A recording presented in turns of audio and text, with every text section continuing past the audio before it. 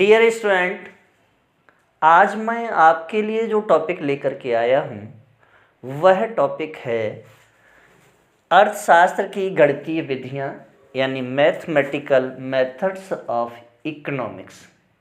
देखिए, mathematical methods of economics यह जो पेपर है, यह पेपर एमए प्रीवियस के फर्स्ट सेमेस्टर और सेकंड सेमेस्टर के अंतर्गत आता है।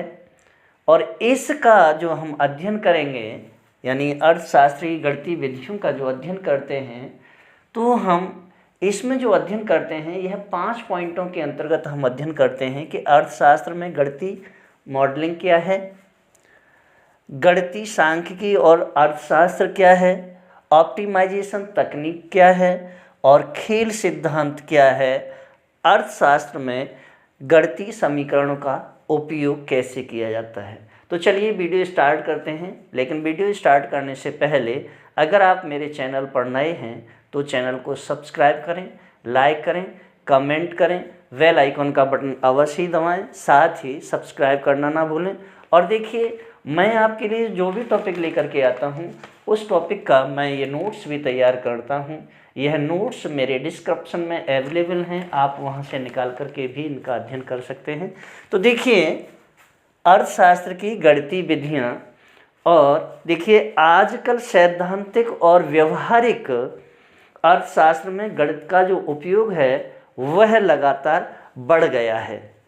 एक शताब्दी पूर्व ऐसा माना जाता था कि उस समय अर्थशास्त्र में गणित के प्रयोग को अलाभप्रद और अनावश्यक मानते थे, किंतु पिछले 100 वर्षों में अर्थशास्त्र के विकास में या अर्थशास्त्र के विकास ने गणित के उपयोग को आवश्यक बना दिया है, क्योंकि अर्थशास्त्र और गणित का जो संबंध है वह बहुत ही गहरा संबंध होता है और इसका संबंध व्यापक भी है। अर्थशास्त्र में गणितीय विधियों का उपयोग आर्थिक सिद्धांतों की जो आर्थिक सिद्धांत हैं उन आर्थिक सिद्धांतों को परिभाषित करने के लिए, समस्याओं का विश्लेषण करने के लिए, नीतिगत निर्णय लेने के लिए किया जाता है। गणितीय उपकरण न केवल आर्थिक घटनाओं को सटीकता के साथ वर्णित करने में मदद करते हैं, बल्कि उनके व्यवहार को भी पूर्वानुमानित करते हैं। गणित के उपयोग से आर्थिक विश्लेषण का कार्य अधिक सरल, स्पष्ट एवं सुगठित हो जाता है। ऐसा भी नहीं है कि अर्थशास्त्र को गणित के बिना नहीं समझा जा सकता है, गणित के बगैर भी इसे समझा जा सकता है, किंतु गणित के प्रयोग से यह कार्य सरल हो जाता है। इस संदर्भ में अमेरिका के एक अर्थशास्त्री हुए और उनका नाम है प्रोफेसर सैमुअलसन। प्रोफेसर सैमुअलसन ने अपने एक छात्र के साथ उनकी एक वार्ता हुई थी और उस वार्ता के अंतर्गत उनका जो छात्र है उसने क्वेश्चन किया प्रोफेसर सैमुअलसन से, और जो वार्ता है यह वार्ता प्रोफेसर सैमुअलसन की जो बुक है यानी इकोनॉमिक्स थ्योरी एंड मैथमेटिक्स के अंतर्गत आती है। और उस वार्ता में उन्होंने जो आंसर दिए हैं उनका आंसर और उनके स्टूडेंट का जो क्वेश्चन है उन क्वेश्चनों का आंसर उन्होंने सटीकता से दिया है। तो उनका जो छात्र है वह कहता है कि मैं अर्थशास्त्र में रुचि बहुत रखता हूँ, यानी पढ़ने में बहुत ज़्यादा रुचि रखता हूँ, मुझे बहुत कम गणित आती है। उसका कहना है कि मैं अर्थशास्त्र को पढ़ने में बहुत रुचि रखता हूँ पर मुझे गणित बहुत कम आती है, किंतु जब मैं जो पत्रिकाएं हैं यानी जो जर्नल्स हैं उन जर्नल्स को देखता हूँ तो मुझे काफ़ी परेशानी होती है। क्या मुझे अर्थशास्त्री बनने की आशा छोड़ देनी चाहिए? क्या मुझे गणित सीखनी चाहिए? यदि हाँ तो कितनी?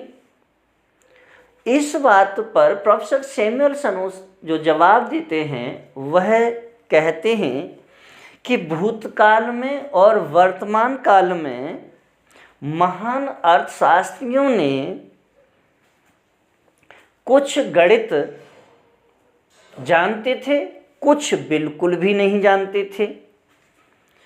कुछ थोड़ी बहुत गणित जानते थे। आप गणित सीखे बगैर भी अर्थशास्त्र को, उनका जो आंसर है, उन्होंने कहा कि आप गणित को सीखे बगैर भी महान अर्थशास्त्री बन तो सकते हैं, किंतु यह कहना सही है कि आपको उतना ही अधिक चतुर और मेधावी होना आवश्यक है। अर्थशास्त्र में उपयोगी स्थान बनाने के लिए गणित का ज्ञान न तो आवश्यक है और न ही पर्याप्त शर्त है, किंतु यह सहायक हो सकता है। जबकि अर्थशास्त्र एक सामाजिक विज्ञान है जो उत्पादन, वितरण और उपभोग के सिद्धांतों को समझने के लिए अध्ययन करता है। इसके विभिन्न पहलुओं को स्पष्ट करने के लिए गणितीय विधियां महत्वपूर्ण होती हैं, और जो गणितीय विधियां हैं यह एक महत्वपूर्ण भूमिका भी निभाती हैं। गणित का उपयोग अर्थशास्त्र में डाटा कलेक्शन के लिए, डाटा विश्लेषण के लिए, मॉडल निर्माण के लिए और आर्थिक सिद्धांतों के प्रमाणन में किया जाता है। अब बात यह आती है कि अर्थशास्त्र में जो गणितीय मॉडलिंग है, यह गणितीय मॉडलिंग की कैसे जाती है। तो सबसे पहले हम पॉइंट फर्स्ट यानी अर्थशास्त्र में गणितीय मॉडलिंग, इसका अध्ययन करते हैं। तो चलिए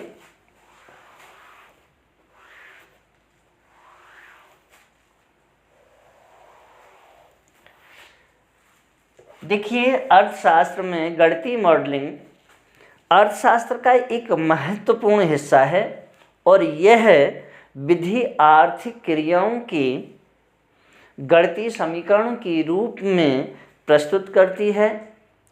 यह एक सरल पूर्ति और मांग के मॉडल में, यानी मांग और पूर्ति। अब मांग और पूर्ति में एक तरफ कीमत है जिसे हम P से रिप्रेजेंट करते हैं, यानी प्राइस, और प्राइस इज इक्वल टू क्या है, कीमत। और दूसरा है क्वांटिटी यानी मात्रा। तो देखिए मात्रा, और इसे हम जो डिनोट करते हैं उसे हम Q से रिप्रेजेंट करते हैं और इसे बोलते हैं क्वांटिटी। अब देखिए, कीमत और मात्रा को एक समीकरण के रूप में हम व्यक्त कैसे करते हैं यह भी देखते हैं। तो देखिए, इसमें पूर्ति और जो मांग है, वह मांग की जो रेखाएं हैं वह इंटरसेक्शन पॉइंट से संबंधित होती हैं। कीमत और मात्रा को गणितीय तरीके से पाया जाता है और इसे हम समीकरण या फंक्शन के रूप में अगर व्यक्त करते हैं तो देखिए कैसे व्यक्त करते हैं। यानी मात्रा को हम जब व्यक्त करते हैं तो कैसे व्यक्त करते हैं, मात्रा किसकी, कोई वस्तु है उसकी, तो मात्रा वक्र हमने लिया है, यानी मात्रा वक्र, इसे बोलते हैं हम Q और D। मात्रा वक्र यानी QD इज इक्वल टू क्या होता है, QD is equal to A minus B P, A minus BP। अब देखिए यह तो मात्रा का वक्र है यानी क्वांटिटी का। फिर बात आती है कि पूर्ति का वक्र क्या होता है। तो देखिए पूर्ति वक्र, और पूर्ति वक्र को हम कैसे रिप्रेजेंट करते हैं, यानी Q S is equal to, अब सी प्लस डी पी। देखिए P मैंने पहले ही प्राइस यानी कीमत, और Q क्वांटिटी है, D मीन्स क्या है, डिमांड है। क्या है, डिमांड। तो देखिए यहाँ QD और QS, QD और QS यानी मात्रा का वक्र और पूर्ति के वक्र हैं। देखिए मात्रा वक्र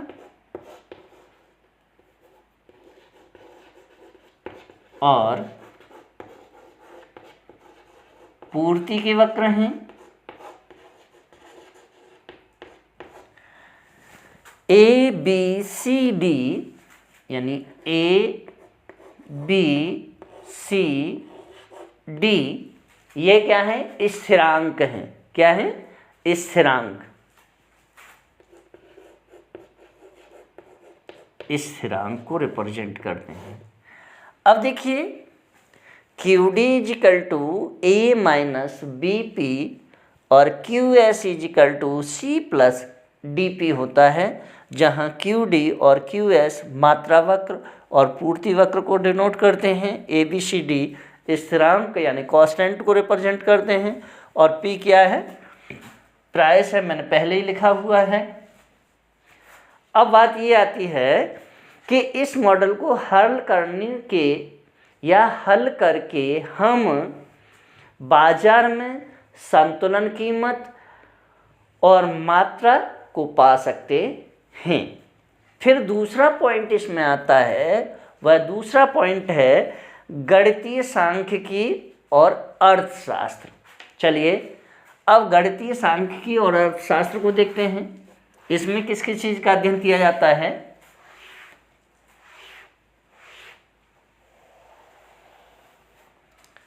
सेकंड पॉइंट है गणितीय सांख्यिकी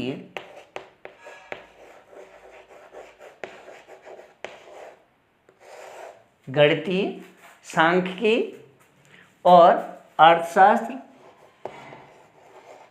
सांख्यिकी और अर्थशास्त्र।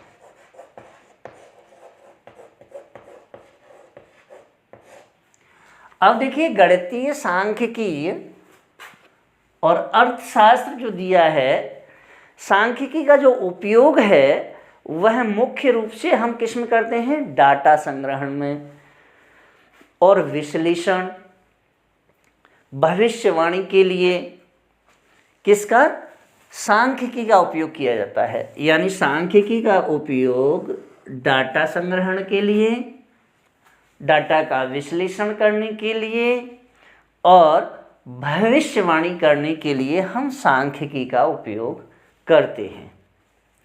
सांख्यिकी तकनीकों का उपयोग आर्थिक चर, अब देखिए आर्थिक चर में कहाँ कहाँ पर, जैसे मुद्रास्फीति में, बेरोजगारी में, उत्पादन के स्तर में इसका उपयोग किया जाता है। यानी मुद्रास्फीति, बेरोजगारी, उत्पादन स्तर के बीच जो संबंध हैं उन संबंधों का या संबंधों को समझने के लिए, संबंधों का विश्लेषण करने के लिए हम सांख्यिकी का उपयोग करते हैं। फिर बात यह आती है कि एक आर्थिक चर दूसरे आर्थिक चर पर कैसे निर्भर है या कैसे प्रभाव डालता है, यह भी अध्ययन हम इसी के अंतर्गत करते हैं। तो देखिए जब हम वास्तविक सकल घरेलू उत्पाद, जिसे हम जीडीपी बोलते हैं, यानी वास्तविक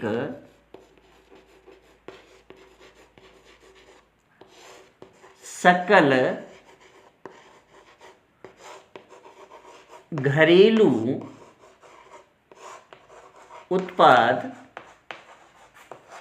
जिसे हम जीडीपी यानी ग्रॉस डोमेस्टिक प्रोडक्ट बोलते हैं।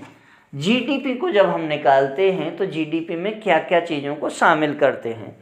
तो देखिए, जीडीपी का जब हम अध्ययन करते हैं तो इसके लिए लाइनर रिग्रेशन इक्वेशन में जब हम देखते हैं, यानी लाइनर रिग्रेशन इक्वेशन क्या है?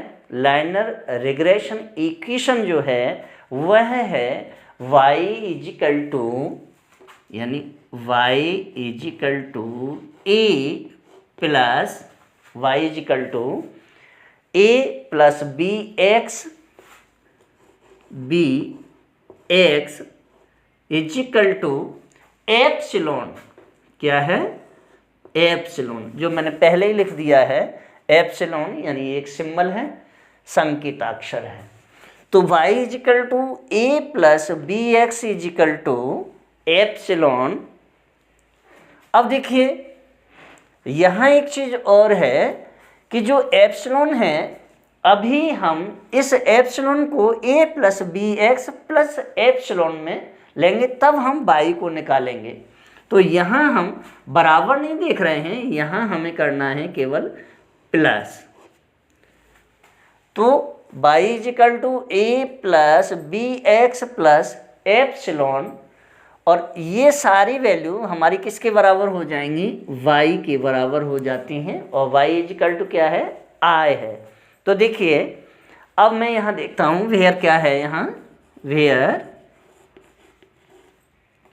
y इजिकल टू क्या है? निर्भर चर है। क्या है? निर्भर चर। y इजिकल टू क्या है? निर्भर है, निर्भर चर। अब देखिए, जो मैं आपके लिए नेक्स्ट टॉपिक लेकर के आ रहा हूँ, उसमें मैं इन सभी का निर्भर चर और ये सारे अध्ययन कराऊंगा। और अभी मैंने केवल आपको उसके बारे में जानकारी देने के लिए यह टॉपिक लेकर के आया हूँ। तो देखिए, y इजिकल टू क्या है? निर्भर चर है। निर्भर चर किसका है? जैसे किसका? जीडीपी।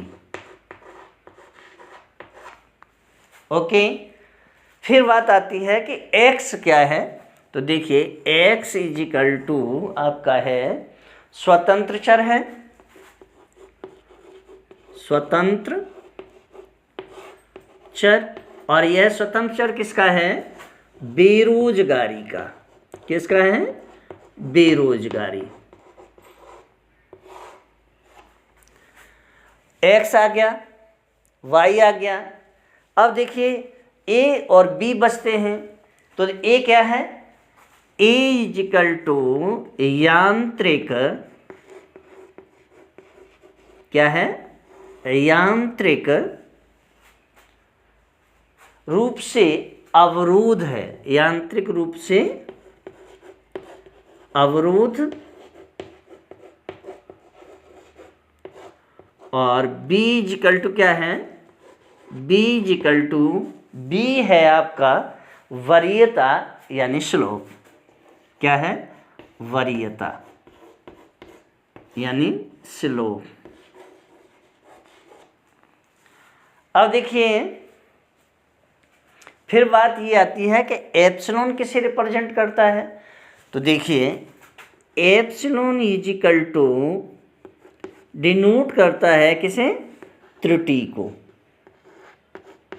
एप्सिलॉन त्रुटि को प्रदर्शित करता है। और इस प्रकार मॉडल का उपयोग आर्थिक डाटा के व्यवहार को समझने में मदद करता है। फिर थर्ड पॉइंट इसमें आता है, वह है ऑप्टिमाइजेशन तकनीक। अब देखिए, ऑप्टिमाइजेशन तकनीक क्या है। चलिए,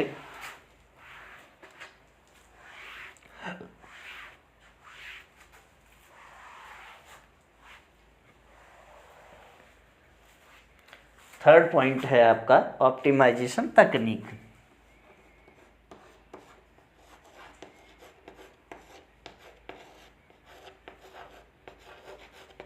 ऑप्टिमाइजेशन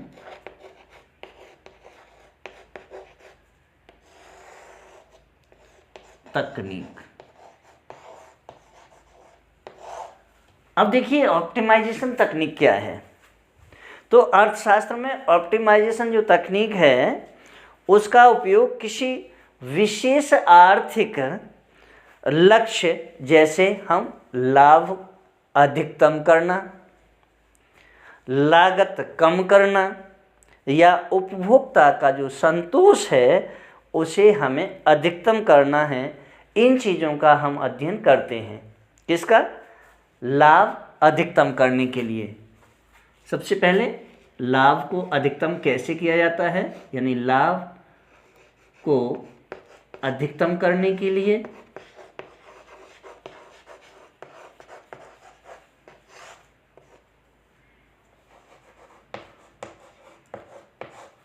और क्या है, सबसे पहले यानी लाभ को अधिकतम करना है, लागत को हमें कम करना है। सेकंड क्या है? लागत को कम करना,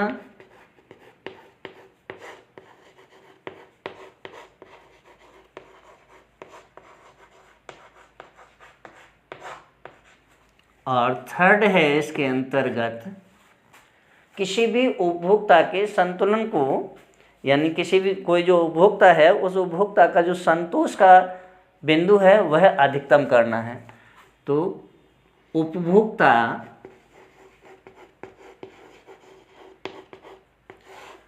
के संतोष को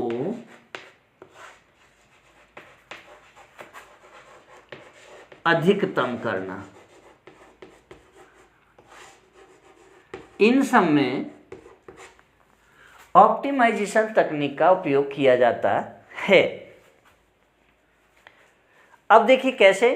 मान लीजिए एक कंपनी है, वह कंपनी अपने उत्पादन के स्तर को इस प्रकार निर्धारित करती है कि उसकी लागत तो कम हो लेकिन प्रोडक्शन ज़्यादा हो और उसे लाभ अधिकतम मिले।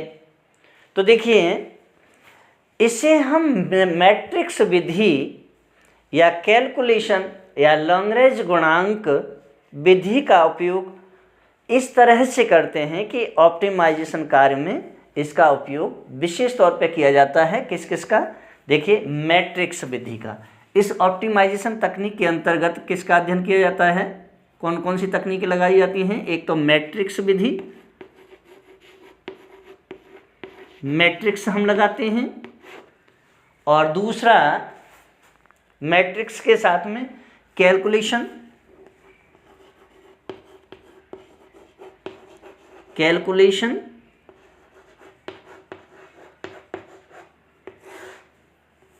मैट्रिक्स कैलकुलेशन और Lagrange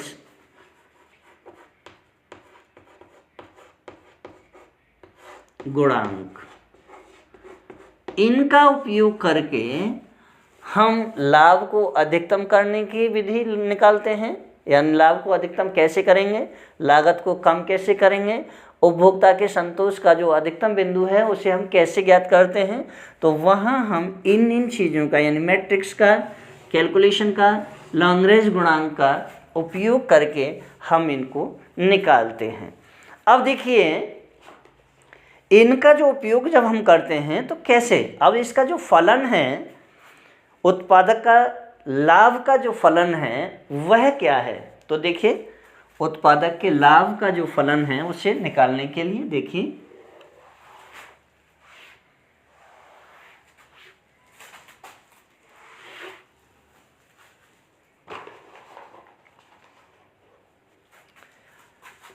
L Q is equal to P Q, P into Q, L Q is equal to P into Q minus C into Q bracket में, वेयर P इक्वल टू क्या है, where P equal to price यानी कीमत, P price, Q उत्पादन का स्तर, Q उत्पादन का स्तर। और देखिए नेक्स्ट आता है CQ। तो देखिए C और Q इजिकल टू होगा आपका उत्पादन लागत। क्या होती है, उत्पादन लागत यानी प्रोडक्शन कॉस्ट है। अब देखिए ऑप्टिमाइजेशन के लिए इस लाभ फलन के व्युत्पन्न को लेकर उसे हम शून्य करने के बराबर करके अधिकतम लाभ के लिए उत्पादन स्तर ज्ञात किया जाता है। फोर्थ पॉइंट आता है इसमें, वह है खेल सिद्धांत यानी गेम थ्योरी। चलिए अब हम गेम थ्योरी के बारे में आपसे चर्चा करते हैं, यानी गेम थ्योरी क्या है। देखिए नाम से ही पता लग रहा है कि गेम थ्योरी क्या है, यानी खेल सिद्धांत। अक्सर आप सभी क्रिकेट खेलते हैं, क्रिकेट देखते हैं, और क्रिकेट में जो दो टीम हैं वह दोनों ही टीमें खेलने से पहले अपनी एक रणनीति बनाती हैं और उस रणनीति में वह यह देखते हैं कि सामने वाली जो टीम है उससे ज़्यादा फायदा ना हो। अब देखिए किताबी लैंग्वेज में क्या कहा जाता है कि खेल सिद्धांत का उपयोग विभिन्न आर्थिक निर्णयों और प्रतिस्पर्धाओं का विश्लेषण करने में किया जाता है। जैसे कंपनियों के बीच प्रतिस्पर्धा, ओपेक देशों के बीच में तेल उत्पादन के निर्णय। इसमें गणितीय मॉडल का उपयोग यह समझने के लिए किया जाता है कि विभिन्न खिलाड़ी एक दूसरे के निर्णयों का कैसे जवाब देते हैं और कैसे संतुलन स्थिति उत्पन्न होती है। खेल सिद्धांत के अंतर्गत ही एक प्रसिद्ध और सिद्धांत है जिसे हम नेस संतुलन सिद्धांत कहते हैं। क्या? नेस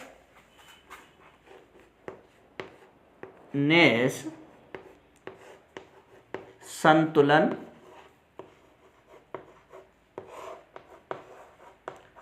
सिद्धांत।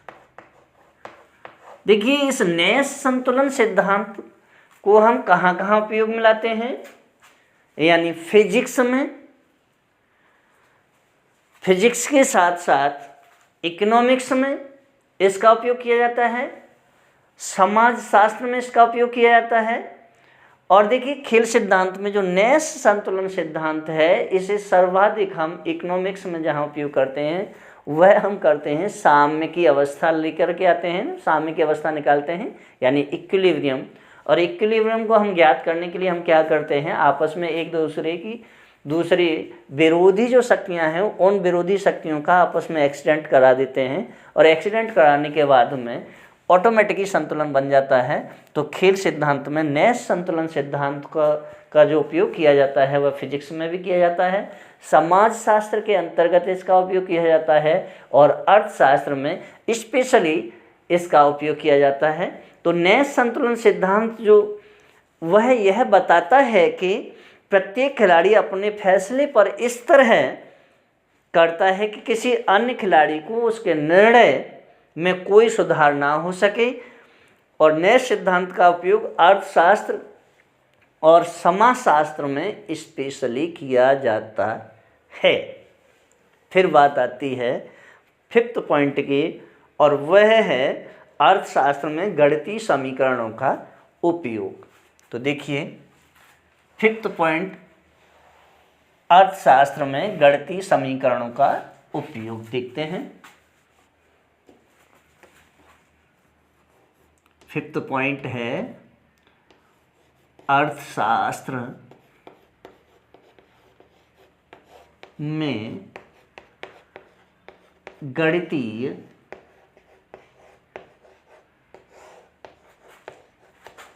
समीकरणों का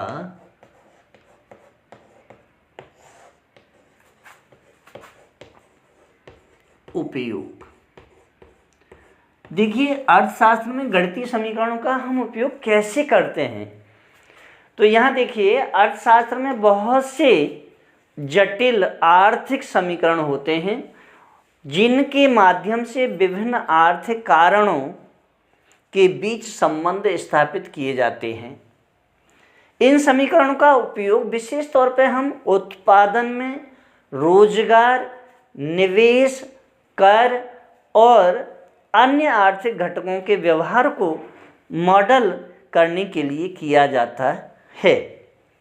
सकल घरेलू उत्पाद क्या है? सकल घरेलू उत्पाद, जिसे हम जीडीपी बोलते हैं, जीडीपी यानी ग्रॉस डोमेस्टिक प्रोडक्ट या ग्रॉस डोमेस्टिक प्रोडक्शन, जीडीपी को हम कैसे ज्ञात करते हैं? तो देखिए सकल घरेलू उत्पाद यानी जीडीपी की गणना में भी गणितीय विधियों का उपयोग किया जाता है। वो कैसे किया जाता है? तो देखिए जीडीपी इजिकल टू क्या होता है? जीडीपी इजिकल टू होता है आपका सी प्लस आई प्लस जी, क्या होता है?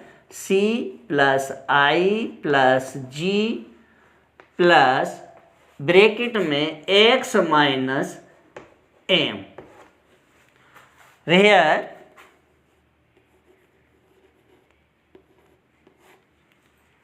जीडीपी इजिकल टू क्या है?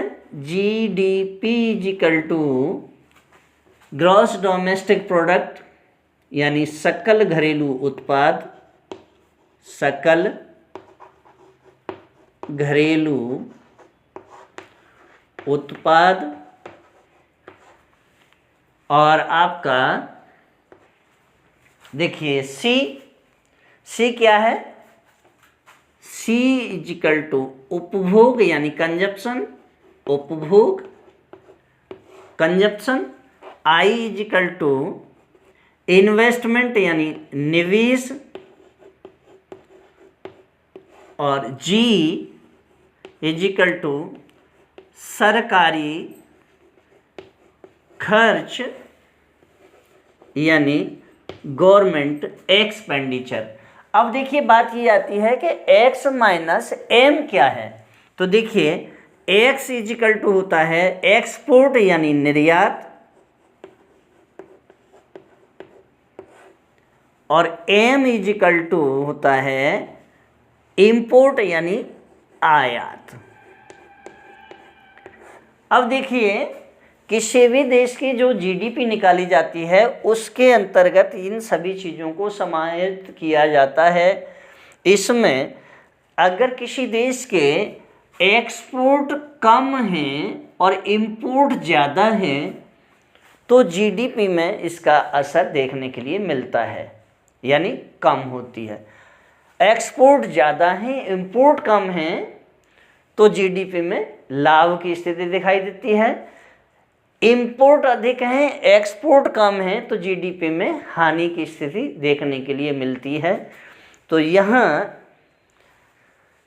जीडीपी को निकालने के लिए जो फॉर्मूला है वह है C plus I plus G plus x minus M, यानी एक्सपोर्ट माइनस इंपोर्ट होता है।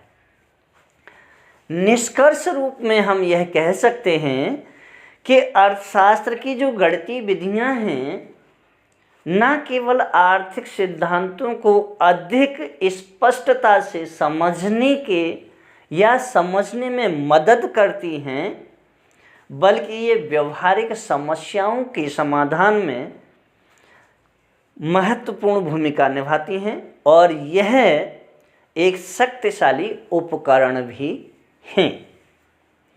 इन विधियों का उपयोग आर्थिक मॉडल के अनुमान, निर्णय लेने और नीति निर्माण में बिना गणित के निर्णय लेने से यह कठिन होते हैं, इसलिए इसमें गणित का उपयोग किया जाता है। इसलिए गणितीय उपकरणों की सहायता से हम आर्थिक परिदृश्यों का बेहतर विश्लेषण और भविष्य की जो भविष्यवाणियाँ हैं उन भविष्यवाणियों को कर सकते हैं। इसके साथ ही आपको मेरा वीडियो अच्छा लगा हो तो वीडियो को लाइक करें, शेयर करें, कमेंट करें, बेल आइकन का बटन अवश्य दबाएं, साथ ही सब्सक्राइब करना ना भूलें। और देखिए नेक्स्ट जो टॉपिक लेकर के आऊँगा वह टॉपिक होगा मेरा संख्याएं, और इसमें चर और फलन। तो सबसे पहले मैं आपके समक्ष नेक्स्ट वीडियो के अंतर्गत संख्याओं को पूरी तरह से डिफाइन करूंगा। संख्याओं को डिफाइन करूंगा, फिर इसके बाद में चलन और फलन को यानी चर और फलन दोनों को अलग अलग डिफाइन किया जाएगा। और वीडियो को लाइक, शेयर, कमेंट अवश्य ही करें। धन्यवाद।